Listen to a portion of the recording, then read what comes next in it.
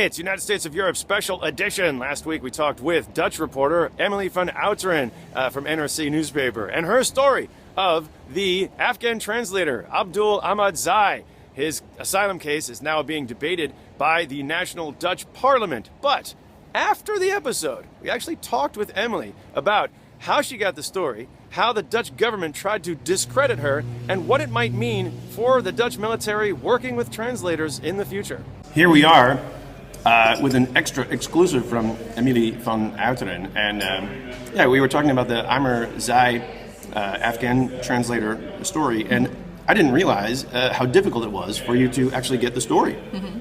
Well, the story was difficult to get because I spoke to Justice and Defense Departments over a year ago when the UK came up with a special regulation for these translators that they've had issues with.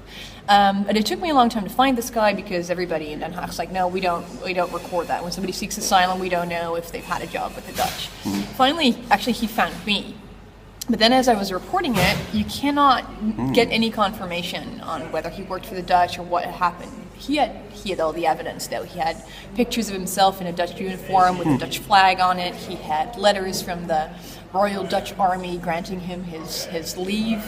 But then after I reported it, the politicians in Den Haag who did not want this to be a topic of debate started discrediting the story, saying, oh, he might have only worked for the Dutch for 2 weeks. Who was discrediting your story?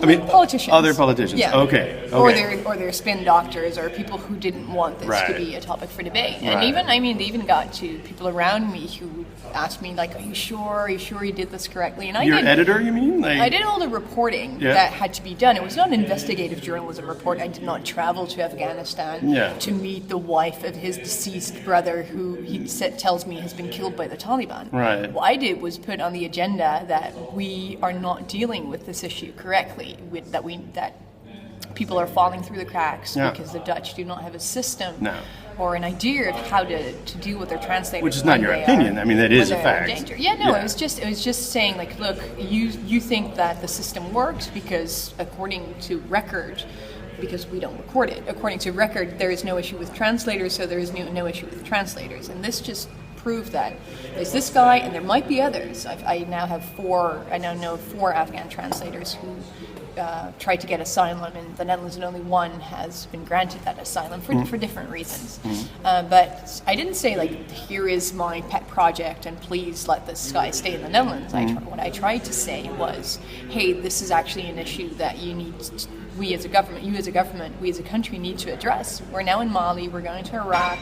This problem of our interpreters being endangered is not going to go away. Yeah. It might be hard to get new interpreters if I did a story on that Saturday where experts are saying, listen, interpreters in foreign countries are the educated class. And they got to know if somebody has an opportunity to say, oh, I can work for the Norwegians, the Germans, the Brits, the United States, or the Dutch. Oh, who treats their translators best? Then the Dutch is not going to get the good translators. They might find someone to work for them, but you basically put the soldiers' lives are in the hands of these people. If they misinterpret signs or if they translate something wrong, they think it's safe to go out when it's really not. It's a matter of life and death, definitely. Yeah, and there's this thing in the military: you don't leave anybody on the battlefield. Well, we all pulled out of Afghanistan and left a few people behind. You got blowback seems to be the theme of Afghanistan in general, but you got resistance from not only other politicians or perhaps government spokespeople, but even some editorial pressure. I've had other cases. I had an Afghan translator that I was talking to a year ago, and he couldn't prove his story to me. So I thought, if I put this in the newspaper, it could blow up, but it could discredit the cause for the interpreters, because they're like, hey, this guy lies, and we're not even going to look at the next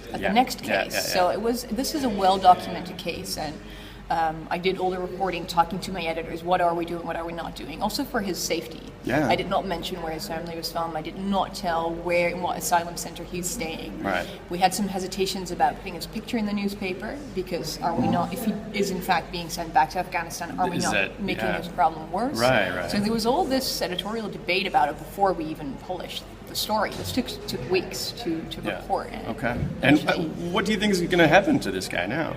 Well, they're going to look at his Mr. case. Hammerside. That's the most important thing. You mean who's they? The Parliament? The IND, the Immigration and the Services. IND, right. Taven, the Deputy Minister of Justice, who is responsible for immigration, told them look into this case again, which he could have done months ago. Right. He has that authority. Yeah. So they're not going to look at it again. The most important thing, of course, is Afghanistan safe enough for somebody who worked for the Western troops. Right. And that's a tough decision that they're going to have to make. Yeah. Okay. That the IND will Yeah, make. the IND is going to. When do you think? 6 months? A year? No, it should only be a matter of weeks. Okay. Yeah. Well, this story will continue. So thank you, Emilie van Outeren, for reporting it so accurately. Thanks.